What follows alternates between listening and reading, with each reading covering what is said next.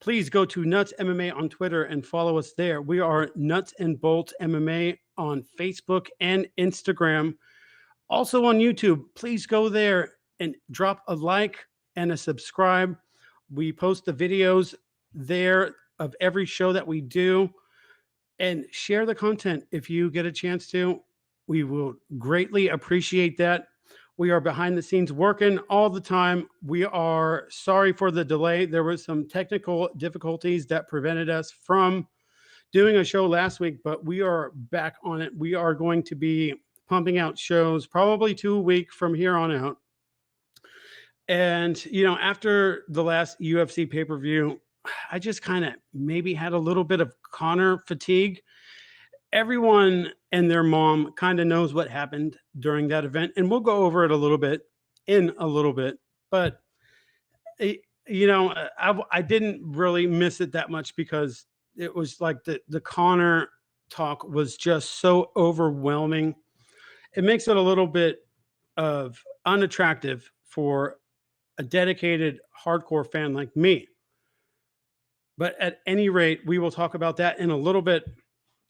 I've been running. I've been getting into good shape. My times are increasing. My body is looking good. And the only problem is that I'm looking around me and everyone else is getting laid except for me. So I don't know how we can fix that. But everyone around me that I know has a girlfriend or a boyfriend or is doing good in that aspect, except for me. But you know what?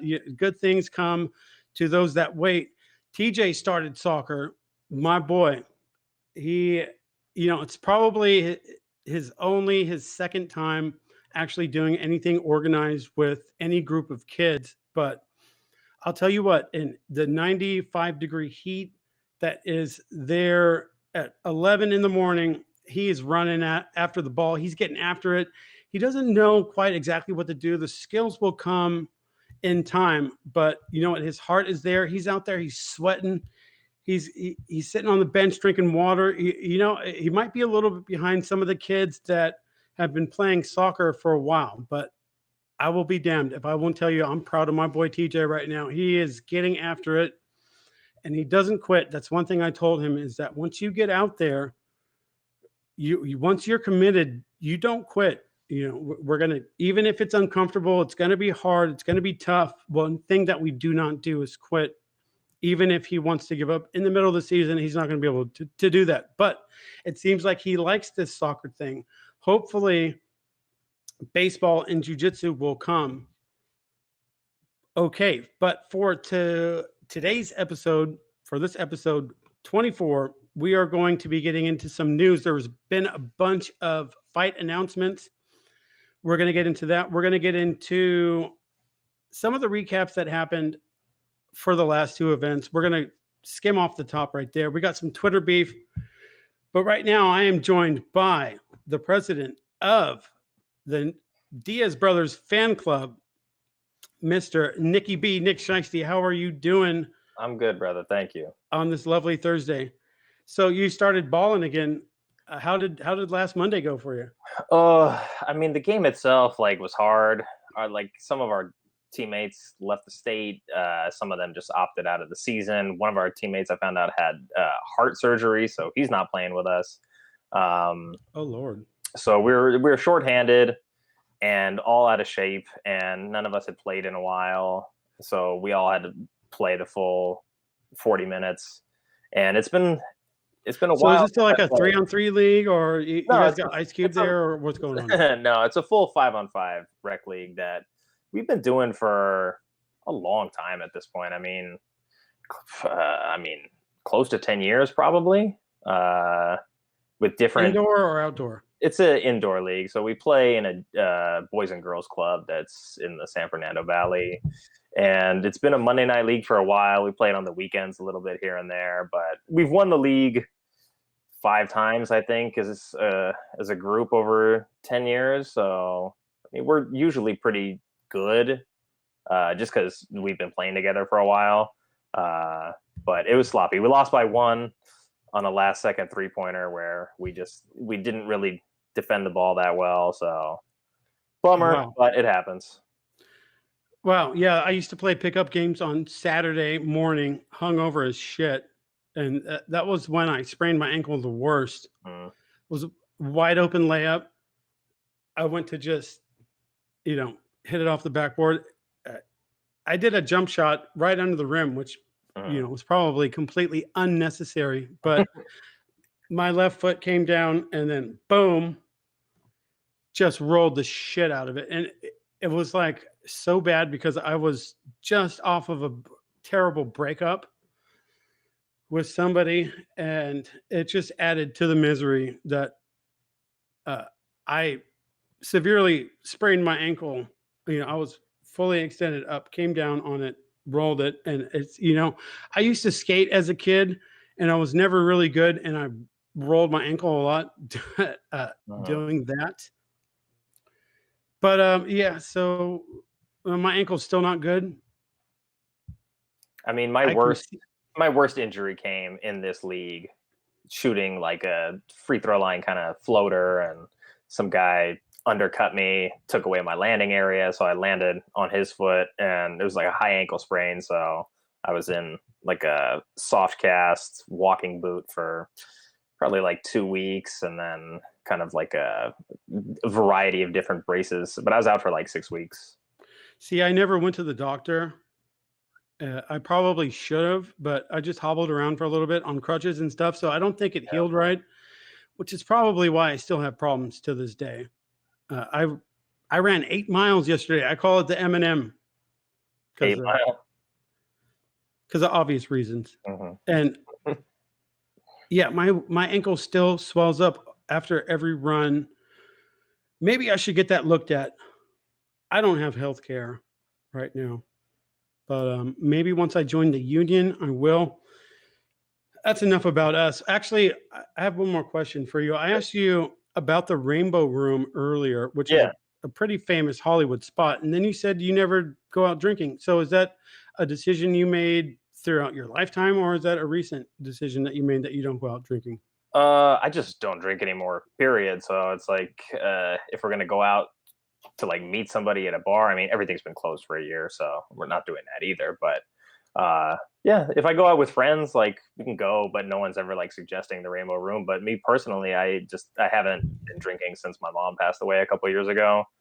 Uh, it's a lot of bureaucracy after someone dies, and it was just very sobering. And I was like, I can't be inebriated while I deal with any of this. So got my shit together and just haven't drank since.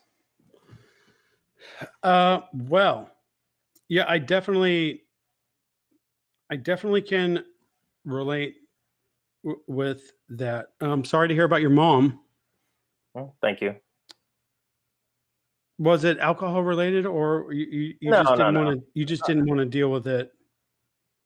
I mean, in terms of like dealing, like, because my mom was not married at the time, so like as her oldest kid, I was dealing with like the majority of the paperwork and the doctors and all that stuff. So for a while when she was sick, like I was drinking a lot because I was depressed and sad and not coping well with it. And then in the wake of her dying, I was in therapy, and I was like, I need to be able to handle the emotional stress of this and like the recovery of it without being dependent on some kind of a substance to help get me through. Because then if I'm just using substances to dull my pain of the situation, I'm never really gonna process it fully, and I'm not gonna heal. So I made the decision to just put that stuff in the rear view, and I feel like I'm in a good place now. Yeah, well, look at you, a wise one.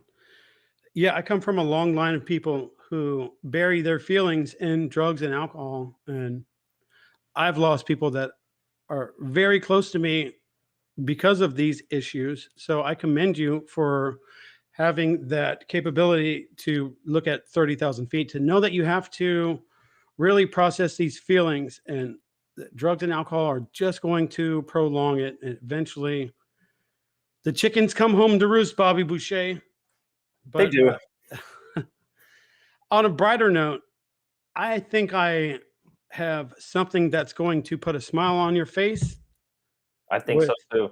with our news segment. And right now we have some nuts and bolts MMA news.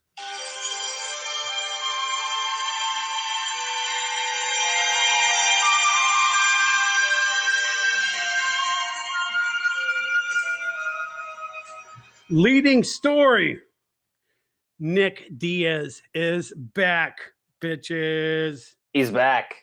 How long has it been? I mean, the suspension alone was 2 years.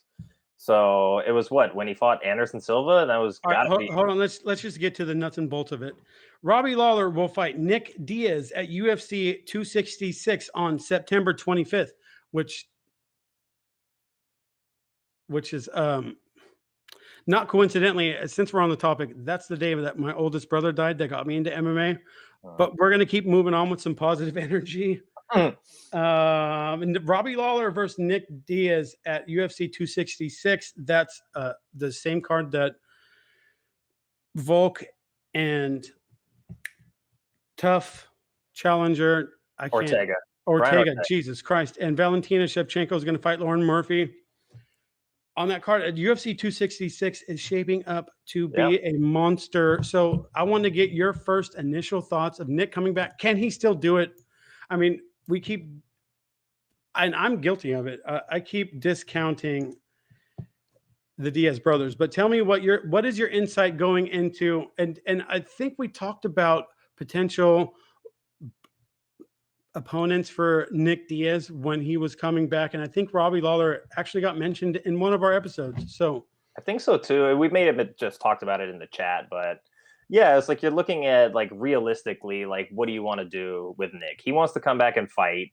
You can't give him somebody that's, unranked or at the bottom of the rankings at 170 that doesn't matter to him, doesn't matter to the fans.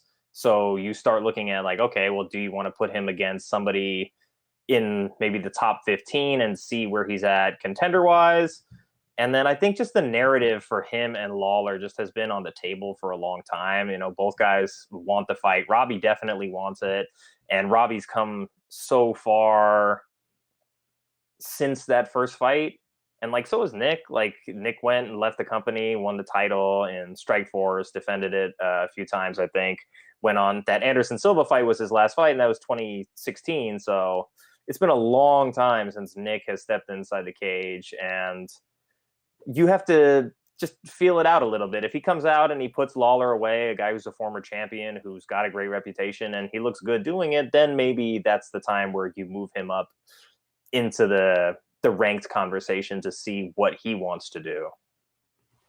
Yeah, and we also know that it's not going to be like a GSP type of fight where Nick Diaz is going to be fighting off the takedown the whole time. Also, it must be stated that I know exactly where I was at when I was watching Nick Diaz versus Carlos Condit for the interim title, and Nick Diaz won that fight. Do you know what I'm talking about here? Do you feel me on that one? I at the time it was like Carlos fought the right kind of fight he had to fight in order to get the desired outcome, right? So he circled a lot on the fence. He used a lot of kicks from distance, and he just tried not to let the fight fall into where Diaz wanted it. And I mean, I could see that fight either way, right? Like Carlos was fighting a very strategic kind of point style based fight to win it on the scorecards. Nick was looking to make it a fight and to go for the finish. So at that time in MMA, especially too, the judging was going to favor Condit's style for the most part. Correct. So after coming back, Nick fought BJ Penn. I think he was pretty upset about that. Like he didn't want to fight BJ Penn. Why would he want to do that? Yeah, probably one of his heroes at the time too, or maybe not heroes, but a guy that he looked up to in the sport. Another guy whose style was very heavily jiu-jitsu influenced, but came out and was a striker and a legend in that way. Correct. And so that was coming off the heels of that crazy 1-round fight versus Paul Daly. For anyone who's never seen Paul Daly versus Nick Diaz, go and watch that fight after you listen. to this. But yeah, then he fought BJ Penn. I thought he probably took it easy on him. He probably could have finished him. He And then battered BJ pretty good in that fight. well, BJ, yeah, he's got like a titanium head, so it's hard for him to fall. But I think Nick might have been pulling his punches back then just because he had so much respect for him. I think they've trained before at some point. Even after the Carlos Condit fight, he still fought George St. Pierre, which, I mean, he did kind of lose that one. But the Anderson Silva fight was his last fight in the UFC. It was January 31st, 2015. That was another one. I have a feeling this one might be close to, but we got to see what Robbie Lawler's looking like. I thought he might have been retired too, but this is the perfect fight. And for anyone who hasn't seen their first fight, it was pretty wild for the first round. A lot of people just see like the GIF or the last 15 seconds of that fight, but it was, Robbie was landing. The thing with the Diaz brothers that a lot of people don't realize is that their cardio makes their chin almost unstoppable. And I said the same thing, Nate versus Leon, that I didn't think his chin would hold up, but I was wrong. So, Nikki B, what do you have to say about that? I mean, yeah, these guys are triathletes, so it's not just that they have good chins, which they do. It's that they recover better than probably most guys, and we saw it a lot when, like Frankie Edgar was in his prime. Like he got hurt in a lot of his fights, but his cardio was so good that if he could just not take that one follow-up shot, he can find his way to suck some wind, and all of a sudden he's starting to recover and he's back in the fight. And I think Nick was especially good at it, like in the Zaromskis fight, I think in the Gomi fight, in the Paul Daly fight. Like he's getting dropped early in all those fights, but he doesn't ever take that really bad second shot on the ground, and he finds a way to just get back to his feet, and he starts to feel his range out. And then he knows that he can take the other guy's best punch and he can push the pace a little bit more comfortably. And that was kind of his MO during his Strikeforce run.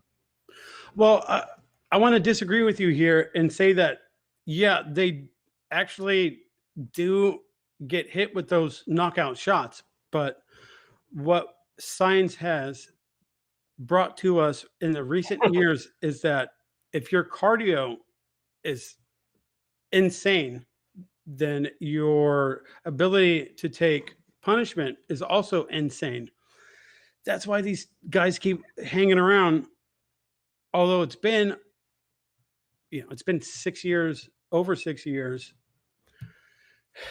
And the crazy thing about Nick Diaz is that he hasn't fought in 6.5 years, although every couple months his name gets brought up, and then it turns into hashtag on Twitter. It turns into a thing on MMA Twitter.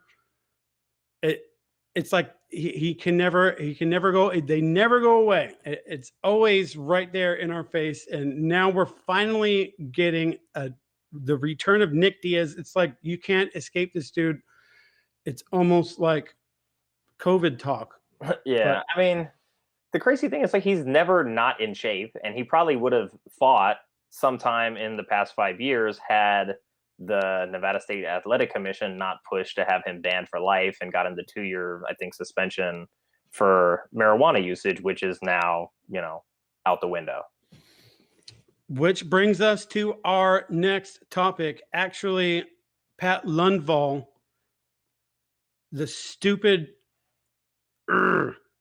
I want to say some really nasty things right now about Pat Lundvall, who used to be the commissioner of the Nevada State Athletic Commission, who tried to give Nick Diaz a lifetime ban from fighting in the state of Nevada for testing positive for weed. I also want to throw out there that when he fought Gomi in Japan and they tested him for weed, he was definitely high while he was fighting Gomi, but it was like he might have been the equivalent of being on 200 milligrams of edibles while he omoplated Gomi, who Gomi at the time was one punch knockout everyone in Pride. Yeah, Gomi was the best lightweight in the world at the time. Oh, for sure. There's no doubt about it. and Nick Diaz got in there high, got hit with a big shot, dropped, went to the ground, and then found a Gogo Plata, which is not a common submission, and finished the best lightweight in the world If contestant someone at that if time. someone who's watching this right now can go and find the last Gogo Plata submission in the UFC, I will send you a $20 gift card for Amazon if you do it before the broadcast ends. Speaking of giveaways, Nikki B gave all of our co-hosts a bottle of Dustin Poirier's hot sauce, which I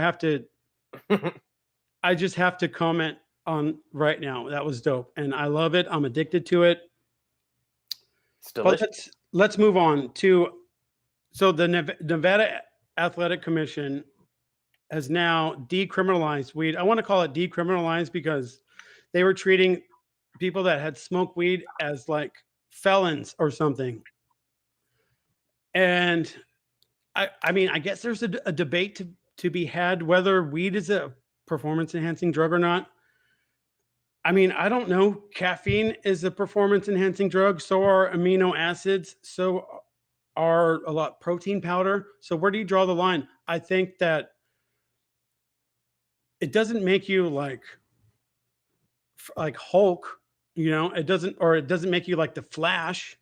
It might help you relax a little bit in a fight, which could be beneficial. There have been Nick, what say you? I mean, it was something about Nevada. Like they just had a stick up their ass about weed for a long time, and maybe because it was like that state is a lot of their revenue comes from gambling, and they like getting you drunk. So it's like they just, I don't know. There was like this line in the sand with weed that they never wanted to cross, and like you said, Pat Lundvall, she just like had this vendetta against Diaz, and I mean, like I think that was like his third offense when he popped against Anderson Silva, and the idea to like think that this guy's going to get into the cage with Anderson, who's one of the most dangerous fighters in history, and you can't let him like smoke a little weed to calm his nerves before the fight happens. I mean, it's just ridiculous. And the half-life of weed stays in your system for so long that you could smoke a month before and then train for a month and it's still in your system. So it's not like it's really even affecting your performance in the fight. So it was just like this weird arbitrary hatred. I gotta pause you. I gotta pause you a little bit. Yeah, it's possible for it to stay a month. And let me tell you from experience, I've been on probation. I've been in outpatient treatment. So I'm really familiar with drug testing. I'll even tell you a story. One time, I was like 15 years old. I was in some outpatient treatment because I got caught. This is hilarious. It has nothing to do with anything, but I put a Tupperware full of bleach in my underwear as I was going to take a pee for an outpatient class. And the bleach got everywhere, and the test came back inconclusive. But my brother was standing behind me laughing because I spilled bleach all over the bathroom with the counselor standing behind me. They were like, "What the fuck's going on?" I also popped dirty for probation, so I kind of know where the limits lie. But at any rate, we are spending a lot of time on this one. I know how these tests work, but is weed a performance enhancing drug? Like I would say no. With all the other stuff that you can take, with all the other scientists that are giving these fighters drugs and that are ahead of the curve, because you can only test for something if they know what they're looking for. But we're going to suspend Nick Diaz for a lifetime because he smoked weed. The last thing I want to do if I'm high is to climb into a cage and fucking fight Anderson Silva. Very good point. Very good point. I think I had another point, but we're going to move on from this. Nick Diaz is back, baby, and I hope he's in good form. I hope Robbie Lawler is actually in formidable form too, because I thought he was retired. UFC 266, September 25th. That goes down to the T-Mobile Arena in the big Octagon. So the Apex Center is the small ring. Does the Yeah. T-Mobile have the bigger one? They should have the 30-foot cage in there, yeah. Which one? Oh, I think it'll make a big difference because Nick's going to want to move around. He's not going to want to get into a firefight with Robbie Lawler. Yeah. Well, he probably will, though. Anyways, moving on. Speaking of exciting prospects, Li Ji Liang will fight Khamzat Chimaev at UFC 267 on October 30th.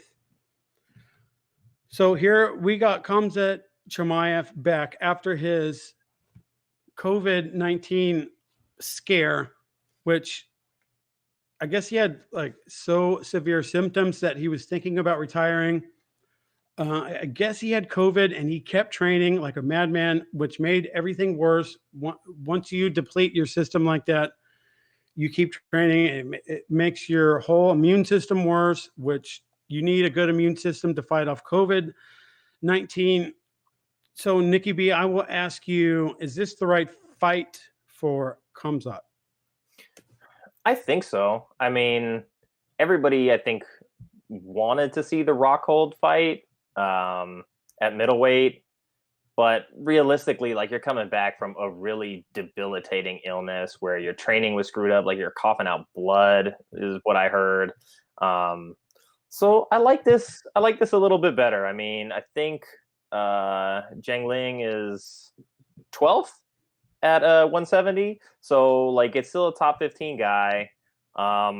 It's a springboard fight where if he wins and looks good, like he's either just taking his number or he's in the top 10, but he'll be knocking on the door of top 10 opponents with a win.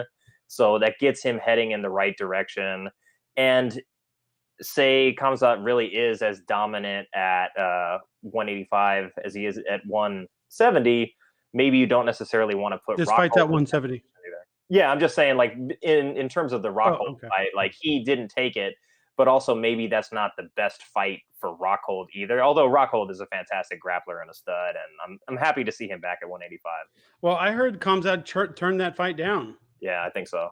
I heard the same thing. So, you know what? I'm going to say something right now about Luke Rockhold. A lot of people like to hate on him, act like he's gotten knocked out all the time, but he got knocked out by John Blachowicz. And then somebody before him, was it Yoel Romero? Romero and Bisping. Yeah. So how are you going to say that his chin is gone when he's fought like a couple of the most powerful men on the planet? People are writing Rockhold off. I would just hesitate a little bit to write him off because do you guys remember what he did to Chris Weidman? Okay, just go back and think about that for a little bit before you pass judgment on Luke Rockhold, because I think he still has a career ahead of him, even though it hasn't looked good lately. He's looking for an exciting fight, but we'll move on. I think what happened was he, after the loss to Bisping, he came back a little bit fast, trying to get into contention again, and that was the Romero fight, and Romero like put him away very devastatingly. And so it's like it was one knockout, then a worse knockout, and then he was doing okay against Jan when they fought. Like he was trying to get to the clinch to get the takedown, and Jan was just big and strong at 205, and he caught him with something in the clinch and then swung that big right hand and knocked him out. Well, it was a left hook. And left hook, that's right, on the separation. Luke wasn't ready for it. It was like they kind of came in together. Maybe Luke is a little slow at 205. And he's faster at 185. I'd like to see him at 185, but yeah, maybe 185 around somebody around like number 10, and then just like let him ease his way back into it. Okay, so UFC 267 is taking place on October 30th. We got Khamzat Chimaev versus Dingaling, and that's also, since we're talking about Jan Blachowicz, it's him versus Glover Teixeira. So that's going to be fun. Yeah, should be a good one. Quick pick. Who do you think is going to be the light heavyweight champion after? I feel like light heavyweight. And I'll just say this right now. John Jones is my favorite fighter. and I will defend him. If you got some shit to say about John Jones, you come to me. All All right. Okay. right, Light heavyweight has been boring as fuck since he left. But that's fair. who do you pick? I'll stick with Jan. I mean, I'm happy that Glover's been able to work himself back into this position, but I think Jan is just kind of like a younger, more improved version of what Teixeira is. Teixeira is a very good grappler, and he's shown that he's got a good chin. So if he can survive and somehow get the fight to the ground, he's got a chance. But it's a tall order. Okay. Also on that card, Aljamain Sterling versus Peter Yan is rumored. Hopefully, Aljo's neck situation is 100% complete. Amanda Ribas versus Verena Jandarova. Michael Alokshevich versus Shamil Gazmatov. So that should be fun in October. Happy Halloween, everyone. UFC 267. That is as far as the date will go. As far as scheduled events, we stop at the end of October. We will be getting these late year announcements coming up pretty soon here. Next, Bobby Green will fight Rafael Fiziev at UFC 265 on August 7th. Fiziev has had some problems getting visa issues, and he's my dark horse right now. I'm absolutely infatuated with this man. He's very good. And Bobby Green might have the skill to avoid a KO, which I don't think a lot of people in the lightweight division have. Fiziev is he's on a skyrocket to the top of the division right now. UFC 265. While I tell people about the rest of this card, what do you think is going to happen in this fight? Man, that's a good question because we know that our buddy Rob had talked to Bobby Green recently, and so I'm excited to see that one because like Bobby Green is just a really slick striker, well rounded, but he likes to fight on the feet. And Fiziev is going to want to fight on the feet too. So, I mean, I think me personally, like I always tend to favor the guy who's got the experience edge. So that would lean me towards Bobby. But Fiziev, I mean, he's looked so good since he's arrived in the UFC. And he's got the one loss when he got here, but in his rebound fights, he's looked great. I mean, his last win over Moicano, like Moicano's a little small at 155, but I don't know. He's got a ton of promise, but if anybody is going to be able to test him on the feet, the Bobby Green is going to be that guy. Yeah, well, you know what? Don't disregard Moicano because I still think he's a pretty big threat, even at 155. But he had a hard time finding fights. So yeah, this is going to be the Derek Lewis versus Cyril Gahn, and this is coming up pretty quick here. I would say Fiziev is probably going to open as the favorite in that fight. Underdog money on Bobby Green. I'm not too sad about that. And, you know, I think Bobby Green's been around long enough. He's a slick enough counter striker where he might be able to edge out some rounds here and there. But, you know, we'll see. I mean, it could be yeah, it could be one of those sneaky things that Bobby Green he's so crafty. He's been around for so long. I mean, and the mileage has not seemed to impact his movement and stuff like that. If he can avoid the bomb, he might be able to win 2 rounds. But now we're going to find out how good Fiziev is. Yes, we are. Because if he can knock out Bobby Green, which I would like to look it up and see how many people have actually knocked out Bobby Green. I don't think it's a lot. He survives in a lot of situations where a lot of people count him out. Bobby Green right now is a plus 250 underdog, and Rafael, or it's probably Rafael because he's not Brazilian. Fiziev minus 300. I think that's kind of a fair price. I see Bobby Green got KO'd by Poirier, and Well, that's it's nothing to be ashamed of. that makes sense. Yeah, Poirier has his own hot sauce, so he's got to knock people out.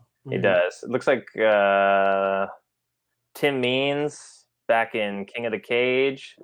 Looks like he retired on the stool or something in between rounds. What's his record? Like. Bobby Green? Yeah. He's 27-11. 27-11. Fiziev, I think, is 8-1. So huge disparity in experience. Yeah. But I tend to think that Fiziev is, I've been saying it even on the show for a long time. He is the dude, just like, I think that Islam Makhachev is the dude, and also Khamzat Chimaev. I mean, these fucking Dagestanis. America was the ruling class for so long in this sport, but these Dagestanis are coming through. But don't let that discount the fact that a lot of these Dagestanis hold their camp in America. A lot of these Nigerians and Africans hold their camp in America. So I'm glad, totally represent where you came from, but let's not lose track of where they're getting their skills in their training camp and their head coaches, where they're from. Let's not lose track of that. Okay. Yeah. Well, it seems like the combat sambo that makes its way to the UFC is just super effective.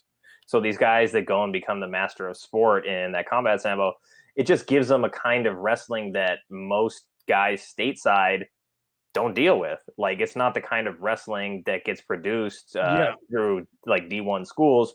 So when you get in there with it, it's just like a different pace, different positions. Like, these guys aren't shooting like double legs on you very often, right? Like, they're finding their way to the clinch. They're working a single, get to the back, take you down. So it's just a little more crafty and a little less straightforward than maybe the traditional American wrestling. Yeah, and we first saw that with Fedor. I'm not sure if you watch him fight live, but the Sambo aspect into mixed martial arts was very apparent when Fedor was running through people. And, it's a mix of striking and wrestling and submissions, which, hello, that's all MMA is. But yeah, the Russians have a different thing, but then the Dagestanis have a kind of a different angle to it as well. It's positional, but let's roll into Khamzat Chimaev. But you know what? Hold on. Let's roll into nuts and bolts MMA breakdown of these two events that we just witnessed. We're gonna do a little skim off the top because we missed a week. So we're just going to skim off the top of the last two events. So here is your nuts and bolts MMA breakdown.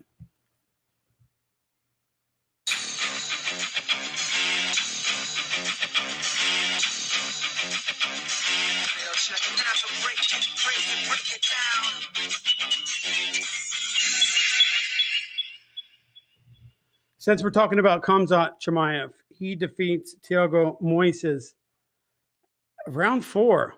I actually bet Khamzat by KO. Islam Makhachev. Islam Makhachev. I take everything I just said back in the last 10 seconds. Islam Makhachev. See, is it all right? So is it racist if I just lump all Dagestanis in together because they're white? If I just call Islam like Khabib Makhachev, would that be racist? I mean, maybe racist isn't the right word, but it's something. I'm fucking bigoted. That's why I got kicked out of the chat, right? I guess so. I don't know. I got kicked out of the chat way earlier than you, and I don't even talk. How about fuck you to everyone in that chat? Well, they're definitely going to listen to the show now. Yeah, I probably shouldn't do that. We got a lot of listens from that chat, but, I guess I just didn't fit in.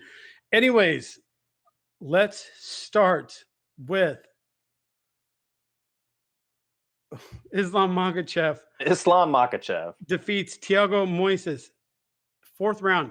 So I The only thing I put out on Twitter for this one was Islam by KO because I didn't think that he would be able to get the submission over the highly touted.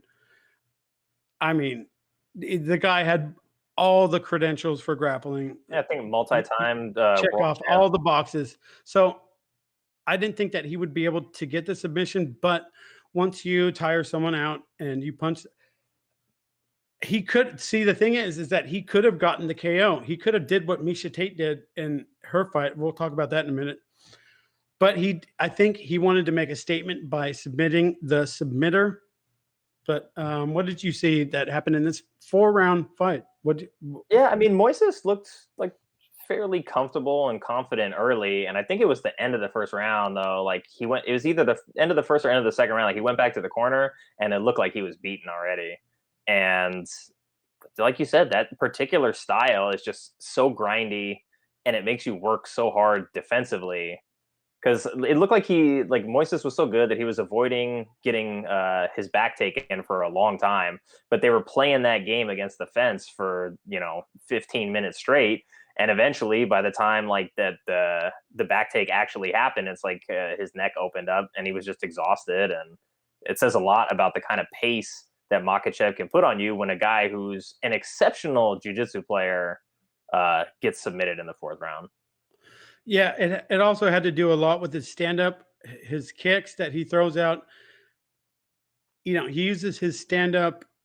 I don't think he's trying to knock dude out, but just trying to confuse him with a different range of high kicks, low kicks, punches. And a lot of people were like talking shit that he's not Khabib or he's not the next Khabib or whatever. But dude, Khabib was not the marauder that he was his last 2 fights that he was in the beginning of his UFC career. So let's just pump the brakes a little bit. But it can't be, we can't deny or overlook the fact that this dude is a top 5 lightweight right now. There's no overlooking it. I think that's why he wanted that submission to make the statement. And I mean, he didn't even look like he got hit at all. The thing about Islam is like he just doesn't get hit. His defense is so good. So I'll bring it to you. What's next for him? And if you are Sean Shelby or Nick Maynard or whatever his name is, who do you want this guy to fight next? Islam Makhachev versus who? Well, he was 9th and Moises was 12th or 14th. He's like 5th right now. I'll bring it Okay. up. So if they got him into the top 5, I mean, Michael Chandler is going after Justin Gaethje right now for not taking the fight. Gaethje saying that, they offered me the fight before you got the Hooker fight or before he took the title fight maybe. So, he called out Michael Chandler too when they did the little post-fight backstage interview. And Chandler, the look on Chandler's face, he wasn't too thrilled. But, I mean, it makes sense. If Gaethje's going to wait in the wings for, potentially the winner of Charles and Dustin, that makes sense for Justin. If they offer Chandler and Justin takes it, then, I mean, you have to give Makhachev like the next best available guy just to keep him busy. I want to see Makhachev versus Gregor Gillespie. Yeah, that would be a great fight, actually. Gregor's got a great gas tank and is a very good grappler himself. You mentioned it, but I was already thinking about it. So don't steal my thunder in the MMA chat. that was I think don't steal my thunder. I don't remember who mentioned it. I don't think it was me. No, it was you because I had already had it in my head and you said it before me. So Islam broke Thiago Moises, okay? Gregor Gillespie broke RDF. Dio Freire. That would be a war of attrition. Yeah. Why Islam should punch down a little bit. He was unranked 2 fights ago. Now he's 5th. He's been fighting people that have been, punching up, I guess you would say. Yeah. But it looks like... Sorry. Go ahead. I'm not done yet, Nikki B. Sorry, please... The camera, the little picture is so small, I can't really see your mouth moving. Thanks, Haps. I'm just kidding. No, brought to you by Haps. Brought By to the you way, by Haps. thank you so much for this service, this free service that 15 people are watching right now. Appreciate you so much. I need to give a shout out in the beginning of each episode that we're using Haps because of how powerful the service is. And shout out to MMA for Money. And shout out to the people that run this service, which is awesome. And I will donate. Someone post a link and I will donate. But anyways, Islam Makhachev, I would like for him to punch down maybe a little bit for Gregor Gillespie, especially if he's so adamant about wanting to fight now. Justin versus Michael Chandler, I think is going to happen, which I really don't want to because I want both of them to win their next fight. Islam Makhachev versus Beneil Dariush, who is 3, Islam's 5. Yeah, I would like that. I mean, that shows that they're very confident in him and they want to basically leapfrog Beneil if they make that fight happen. But you've had Makhachev, I think he called out Ferguson. He wanted that fight. He's getting into a pissing contest with Dan Hooker about like what his record is in his last 6 fights. So I think both of those fights also make sense. There's a little bit of heat there, either direction, and they're both good fights. Yeah. It's kind of weird that Islam, I mean, he called out Dan Hooker and then said did he call him out, or did Dan Hooker call him out and then said, no, I don't want to fight you because of your record, and then he said he'd fight Tony Ferguson? Yeah, I think Dan Hooker had made the first comment, and then Makhachev is like, oh, you're 3-3 in your last 6, which also Tony Ferguson is. But like Ferguson just has the better reputation. It's a bigger fight for Makhachev. Not to say that Dan Hooker isn't a great fighter in his own right. It just, Tony Ferguson has that kind of like cult following that would bring a lot of eyeballs to the fight for Makhachev. And then if he stops Tony, how impressive is it to beat a guy who's on, a 3-fight losing streak? I don't know, but a lot of people will be watching in that situation. Yeah, very true. And I don't want to see Tony Ferguson fight that man. Not right now, at least. I'm Tony Ferguson army. I still believe at one point in time, maybe he could have beaten Khabib. Maybe like the second time that it was scheduled, but I'm delusional because I'm like a crazy Tony Ferguson fan. Although I bet against him. I think Beneil Dariush is probably the fight to make. That's a good fight. Although everyone hates Beneil now, MMA Twitter has completely turned on him. But we will move on to Misha Tate versus Marion Renaud. Nikki, busted my parlay with that one, Misha. Thanks a lot. I told you, bro. I know you did. I've been posting, and the thing is that she, like, if she had looked even a little bit out of shape, I wouldn't have been convinced. But she looks like a monster. It's like she was made in a lab. Yeah, it wasn't. Yeah, I wasn't even like, oh my God, I think she's out of shape. I was just like, yeah, it's been 5 years since she fought. I just, I thought Renaud would have enough. And like Renaud had her moments in that fight, but I think just the timidness that we've seen from her in a lot of her other fights really like got the better of her. And I don't know, in my own head, I was like, this is her last fight. There's no way she can go out there and like be gun shy. And she still was a little bit. So there's a reason she was like 8-7 going into that fight. Here's something that you have to remember about somebody in a retirement fight is that when you have one foot out the door, then you're no longer 100% committed. And a lot of people, I would say, I'd throw it out there like 75%. It's probably even higher, but that's a safe assumption that when someone says, I'm going to retire and then fight, they already have one foot out the door. They're not committed anymore. They're going to lose that fight. Yeah, there's not many people who have announced their retirement and won that fight. I mean, Khabib, and I don't think GSP counts because he kind of surprised everybody after a close fight with Hendricks. And then, well, Hendricks was on roids clearly now. Yeah, he was. And if you see when you see GSP at that post-fight press conference, and I believe that GSP never took like juice anabolic steroids, like the illegal shit, cycling on and off. I do believe that Johnny Hendricks did. And he got busted for it. And then look at his decline. And then remember when they put him against Paulo Costa? Oh my God, Yeah. Jesus Christ. But anyways, all right. So I want to draw a parallel here to Misha Tate and Nick Diaz. Right, I know. It's a good year for people who have been off for 5 years just training and wanting to So come back.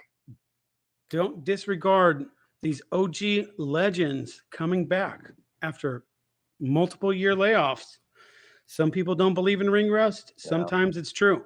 It depends on what you've done on your off time, I believe. It does. And I didn't really take into account like the age difference between Renault and Misha. Like Misha was fairly young when she retired the first time, 28, 29. And then, Renault is 44. So Misha's coming back and she's still 10 years younger, even having not fought in 5 years. And she looked good. Like her stand-up looked a little bit improved. Like she's never had the best stand-up, but it looked a little bit better. And she got the fight like right where she wanted it. And she worked those positions, got the takedown. And it was nice to actually see her like finish the fight via TKO too. Well, I had bet her by submission, so I was not happy about that.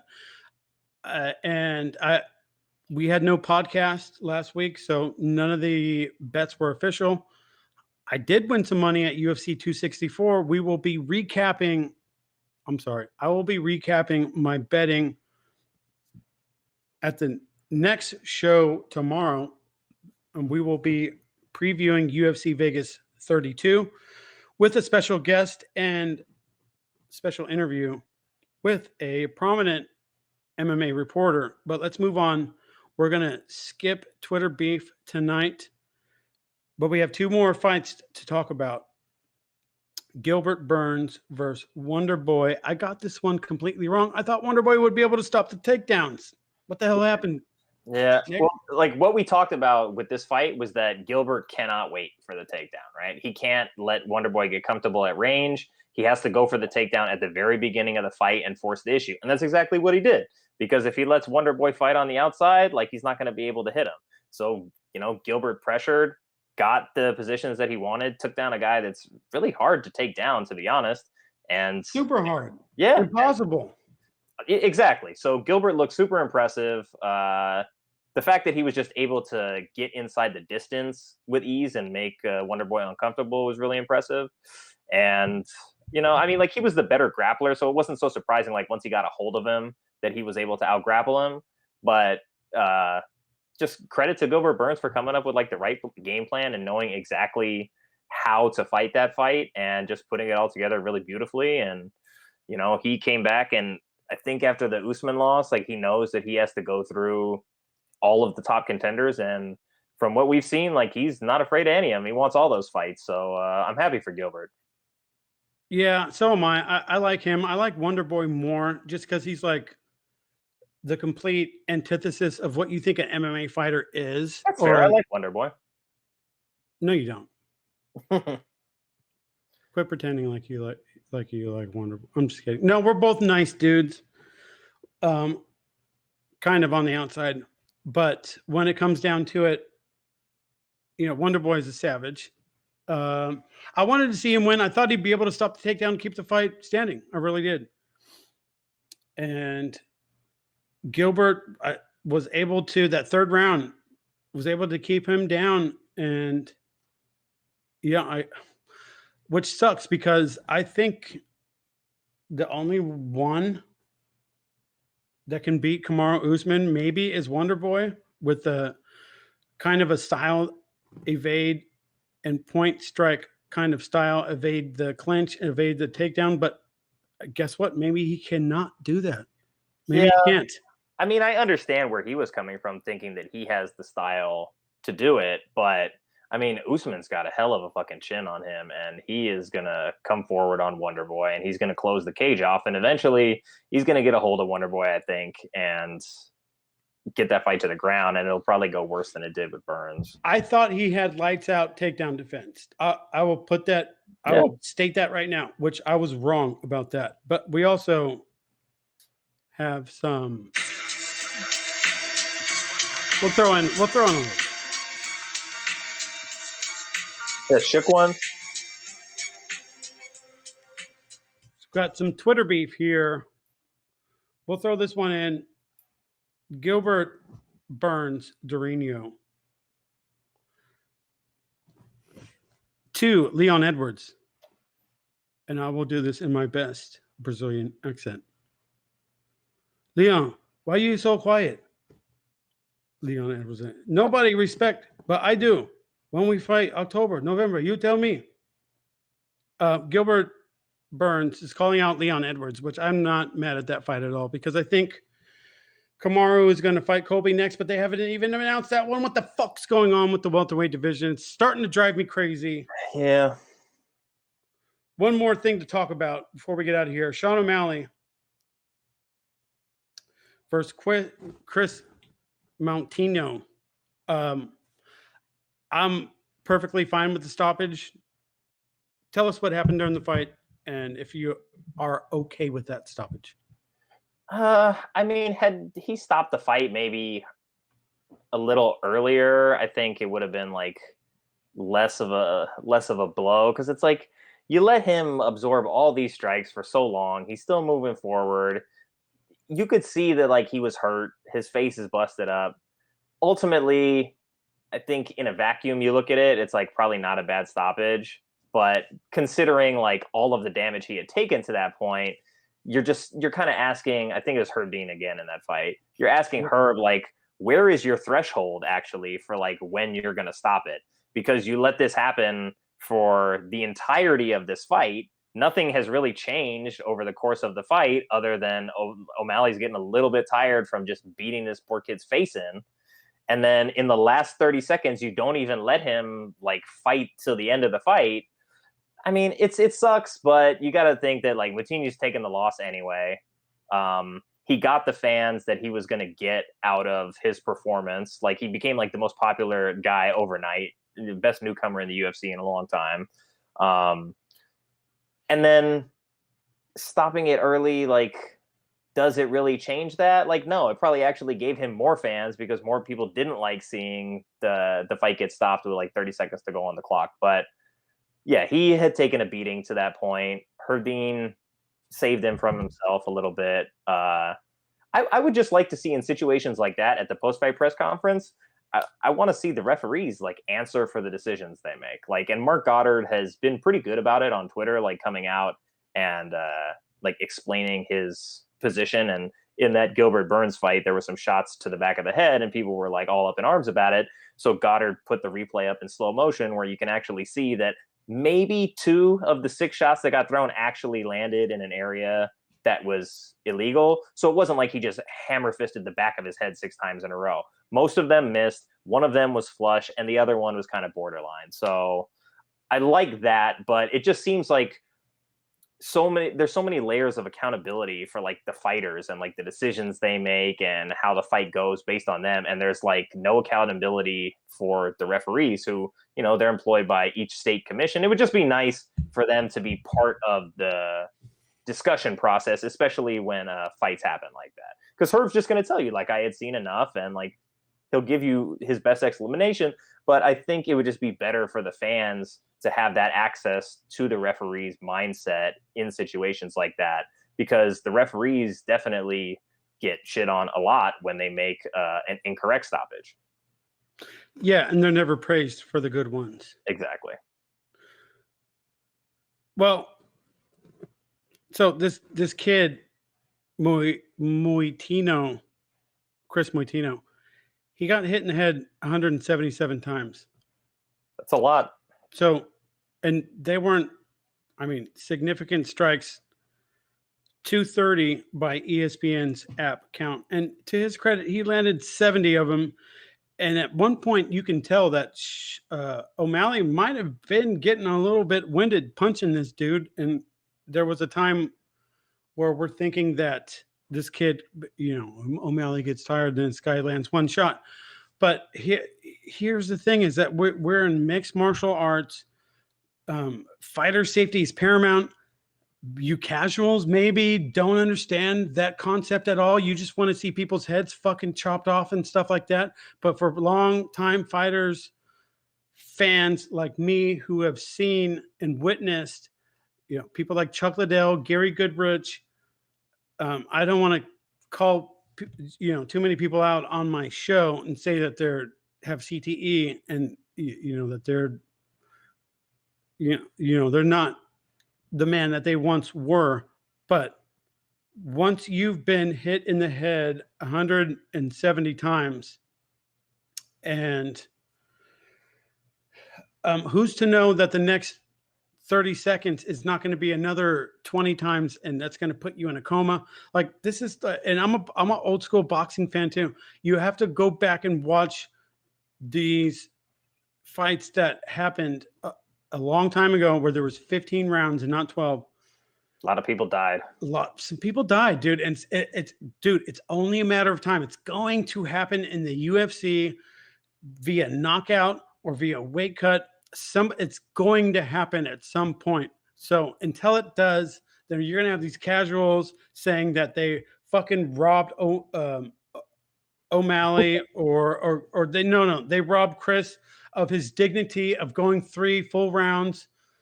No, dude, he got hit in his head 150 times. Like, I want somebody who says that to get hit in their head one time. They've probably never been punched in their face at all. So for you to say, just give him another 30 seconds of being punched in the face while being almost absolutely defenseless, go ahead and fuck yourself, because that's not the sport I want to watch. And the sport I want to watch is something fair. And I agree with the stoppage. And I almost want to be funny here because I bet Sean in the second round. It should have been stopped in the second round. I'm just kidding. But no, I agree with it. Dude, once you're defenseless, you can be tough and holding your hands up the whole time. Does that mean you should be a UFC fighter if you could take punches to your fucking head? No, it doesn't. It doesn't. And I commend him for his heart. He's a warrior spirit. He's probably Mexican or has some Native American blood in him or something that gives him that extra drive, because a lot of people would have quit. He never did. Props to him. I agree with the stoppage. He got hit in his head 177 times. So that's enough. That is enough for a short notice fighter fighting Sean O'Malley, who is one of the hottest prospects. He's a sniper. He definitely has power. You've seen his other fights. You've seen him lay other people out. Chris Montano was able to last his power for however long it was, and then Daniel Cormier gave him an ice cream sandwich. So let's just move on. And I hope Chris has some more fights so we can see how more tough he is. But I don't want to see him get hit in the head 200 times every fight. Does that sound fun? Not to me. No. I think when you look carefully, like, at when that fight got stopped, like, he was more hurt than he had been at any other time in that fight. And like, it was just his body language. Like, he took like maybe 3 shots in a row. And like, I think Herb just like saw his body language. Just standing there. He wasn't defending himself really. Yeah, it was just like the way he moved, because like he was basically moving forward the entire time. And it was in that sequence where he just ate that little combo, and then he didn't move forward. He kind of like moved back and moved sideways. And Herb was like, okay, like I've seen enough of this. Like, because even I can tell that he doesn't want to keep moving forward here. But speaking of bad stoppages, what did you think of the Amanda Lemos and Montserrat Ruiz stoppage? I think it was okay. That's what I thought at first too, because she hit her with that right hand that wobbled her. Then she dropped her. Well, yeah, she looked out on her feet. I wasn't ready for that question, but I think she looked out on her feet. But more importantly, the creepy ref. It was the look that she gave the creepy ref at the end. All right, so here's the other deal. It's the same thing. If she wasn't going to lose right there, she was going to lose within 30 seconds. You know, like she wasn't. I don't see her mounting a comeback after getting wobbled that hard, and especially Amanda Lemos, but she was sniper firing. Yeah, she looked good. Yeah. But okay, if you want to be like a MMA referee connoisseur, was it a couple blows too quick? Maybe.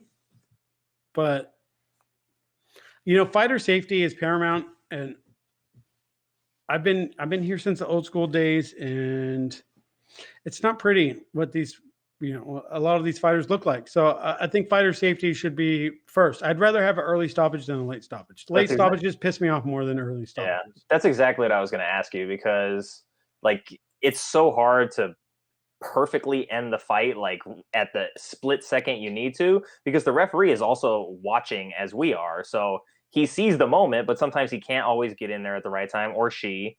And I would much rather err on the side of caution and protect this fighter and give them some longevity going forward, because you can always have a rematch. But if you wait and too long, let the fight go too long. Like I remember some of the fights like that Yves Levine used to ref, and I was like, man, he wants someone to die tonight, because I think it was like Pete Sell was one of the fights where he let Pete Sell take Yeah, so much damage. Mario Yamasaki. Yeah, Mario was one of those guys too, where sometimes they were just like Well, bloodthirsty so that night. here's the other thing, and I don't mean to interrupt you, but No, it's okay. the one thing that we can't gauge as TV viewers, and even if you're in the arena, is the sound. I guess sometimes in the arena, because I've been there and I've heard nasty shots. But when you're the ref and you can hear those shots, even if it's like a small 6-inch thing, but you can hear the impact. So I think the ref has the best vantage point, and I think sometimes they hear these shots that don't look as hard on TV, on our TV screen, as they are if you're standing over what's happening and you actually hear these shots, and you hear like, I mean, someone's getting punched in their fucking head. You hear that shit? Yeah. Like, For my money, I like Mark Goddard's officiating style probably the most, because he's very vocal with the fighters, like in positions where someone's got their like foot in the cage, like he's on top of it all the time. And especially when guys are in trouble, he's like, look, you need to move or defend yourself, or I'm going to stop this fight. And so he lets those guys know like how the fight is going in his mind, and he verbalizes it. So it's like he's not just going to like stop the fight randomly and like you wouldn't know, because you can hear him talking on camera. correct. Yeah, I like Mark Goddard, and the dude with the mustache. I think he cut it off. No, he has to. Nevada won't let him wear it out, so he has to tuck it into his shirt. Good old Nevada State Athletic Commission. All right, this has been episode 24 of Nuts and Bolts MMA. Tomorrow we will have a preview of UFC Vegas 32 with a special guest. Rob, the psychedelic master, is coming on. We've got MMA media that's going to help us break down UFC Vegas 32. I'm getting excited about tomorrow. We have such a good card coming on Saturday. Nick, you definitely join us if you want tomorrow night. I don't want to step on anybody's toes, but yeah, if I'm around, maybe we'll make it a little. Just sit back in the corner. All right, I'll sit here on camera and smile, and we'll do a fatal four-way. You can be like somebody at a porn shoot that's just sitting in the corner jerking off, and then sometimes you just hop in. I'm just kidding. I don't know where that came from, but okay. So this has been episode. I'm so glad to be back, and Nick, it's been great talking. I had all this built up frustration, and I felt like I was able to get it out tonight. Where Good. can people find you on social media? You also have a Twitch. You also have some other things going on. Why don't you promote it now? All right, so if you want to follow me on social media, you can follow me at Nick Shiesty, Instagram, Twitter. We got that going on. If you want to check out some delicious cookie flavors and you like music, go to Sound and Flavor on Instagram. That's my shit too. If you like movie reviews, go to theshice.com. We do movie previews every week to let you know what's coming out, what I'm interested in, and then I'll typically review the best of what I saw over the weekend and keep that rolling weekly. Dude, sounds like we need to work more on some other stuff. You have some beats you can send me? Do you see this microphone right here? I see that. Do I you don't know got. that I am an MC? I know that you're an Do MC, you but I have got no beats? beats for you. You don't have any? No, like so what I do is I'll listen to like an album or something and I'll come up with a conceptual flavor based on like either a song or the artist or the album I'm listening to, and then I'll make that into some sort of baked good. So whether Well, it's I like could put drums cookies or behind shit, it. you could put drums I'm behind very it. good with drums, So bro. you got to send me some beats and then I'll make cookies that taste like what that beat sounds like. Oh my god. You know that at the end of every episode is a original beat that I have done. Oh, is that what that is? Nice. Most people don't make it to the end probably, but every single outro track is a beat that I've produced. Nice. It saves you some licensing fees too. Yeah, well, I just feel like I've made music for so long that it's finally a way that I could put it out there for everyone. Okay, this has been Nuts and Bolts MMA. For everyone else, step your game up on Mash One MMA.